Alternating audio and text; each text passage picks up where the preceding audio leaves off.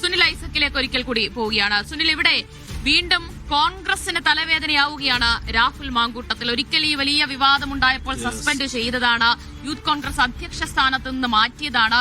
പക്ഷെ അതിനുശേഷം വേദികളിലും പാർട്ടി പരിപാടികളിലുമൊക്കെ രാഹുൽ മാങ്കൂട്ടത്തിൽ സജീവമാകുന്നത് കണ്ടു. ഇപ്പോൾ ഒരു തെരഞ്ഞെടുപ്പ് കാലമാണ് എന്നതാണ് ഏറ്റവും ശ്രദ്ധേയം. അപ്പോൾ കോൺഗ്രസ് എത്രത്തോളം സമ്മർദ്ദത്തിലാണ്, പ്രതിസന്ധിയിലാണ്? കൂടുതൽ നടപടി കോൺഗ്രസിന്റെ ഭാഗത്തുനിന്ന് വരാൻ എത്രത്തോളം സാധ്യതയുണ്ട് ഇനി?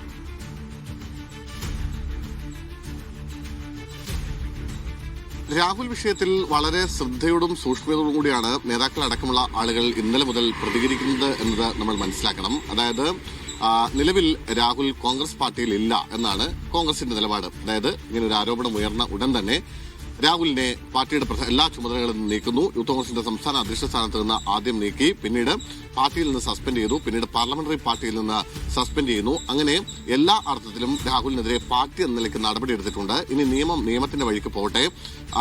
അതിനുശേഷം നിയമപരമായ എന്ത് നീക്കമാണ് നടക്കുന്നത്, അതിൽ എന്തൊക്കെ തെളിവുകൾ പോലീസിന് ലഭിക്കുന്നുണ്ട്, ഇതിന്റെ യാഥാർത്ഥ്യം എന്ത് എന്ന് കാത്തിരുന്ന് കാണാം. അതിനുശേഷം ബാക്കി നടപടികളിലേക്ക് പോകാം. അതായത് MLA സ്ഥാനം രാജിവെപ്പിക്കണമെങ്കിൽ അതടക്കമുള്ള കാര്യങ്ങളിലേക്ക് പോകാമെന്ന് വളരെ സൂക്ഷ്മതയോടുകൂടി ഇന്നലെ പ്രധാനപ്പെട്ട നേതാക്കളൊക്കെ പ്രതികരിച്ചു കഴിഞ്ഞിട്ടുണ്ട്. ഇതിൽ KPC പ്രസിഡന്റ് ആയാലും ഒപ്പം ഇന്നലെ K മുരളീധരന്റെ പ്രതികരണമായാലും ഒക്കെ വളരെ ശ്രദ്ധയോടും സൂക്ഷ്മതയോടും കൂടിയായിരുന്നു.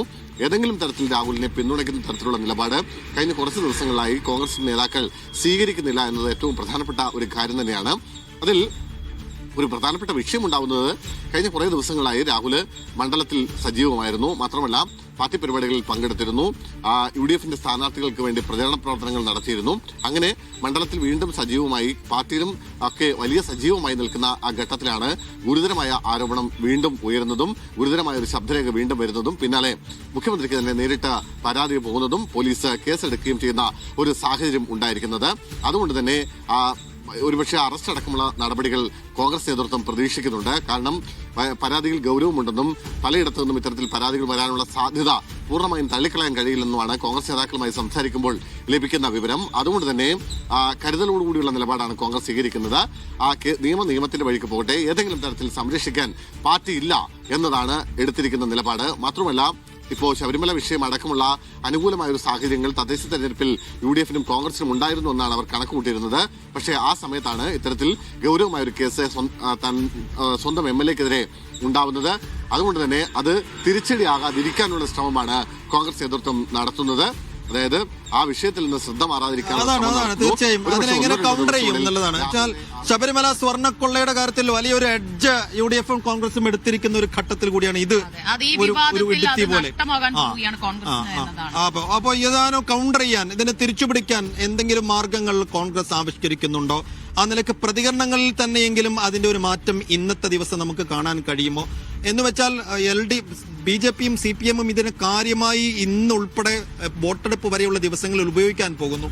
അതിനെ തിരിച്ചുപിടിക്കാൻ അല്ലെങ്കിൽ അതിനെ കൗണ്ടർ ചെയ്യാൻ എന്ത് മാർഗങ്ങൾ നിലവിൽ ആലോചിക്കുന്നുണ്ട് കോൺഗ്രസ് നേതൃത്വം? സുനിൽ,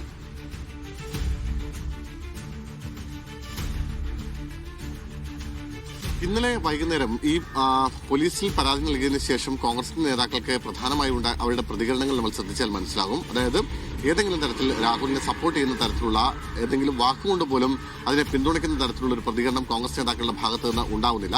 ഇന്നലെ K മുരളീധരനൊക്കെ പറഞ്ഞത് പന്ത് ഇനി സർക്കാരിന്റെ കോർട്ടിലാണ്, സർക്കാർ എന്തോ നിലപാടെടുക്കട്ടെ, നടപടിയെടുക്കട്ടെ, തെളിവുകളുണ്ടെങ്കിൽ പോലീസും ആഭ്യന്തര വകുപ്പും ശേഖരിക്കട്ടെ, തുടർ നടപടികൾ എടുക്കട്ടെ, അത് പാർട്ടിയെ ബാധിക്കുന്ന വിഷയമല്ല, അത് വ്യക്തിപരമായ ഒരു വിഷയമാണ് എന്ന നിലപാടാണ് കോൺഗ്രസ് നേതൃത്വം എടുത്തത്. ഇന്നലെ KPC പ്രസിഡന്റ് അടക്കം അതുപോലെ ഷാഫി പറമ്പിലും ഒക്കെ ഏതാണ്ട് ആ ഒരു നിലപാടിലേക്ക് മാറുന്ന ഒരു സാഹചര്യം നമുക്ക് കണ്ടിരുന്നു. പക്ഷേ രാഹുൽ മാങ്കൂട്ടത്തിനെ പിന്തുണച്ച് രംഗത്തെത്തിയ ചില നേതാക്കളുണ്ടായിരുന്നു, പ്രത്യേകിച്ച് K സുധാകരനെയൊക്കെ പോലുള്ള ആളുകൾ.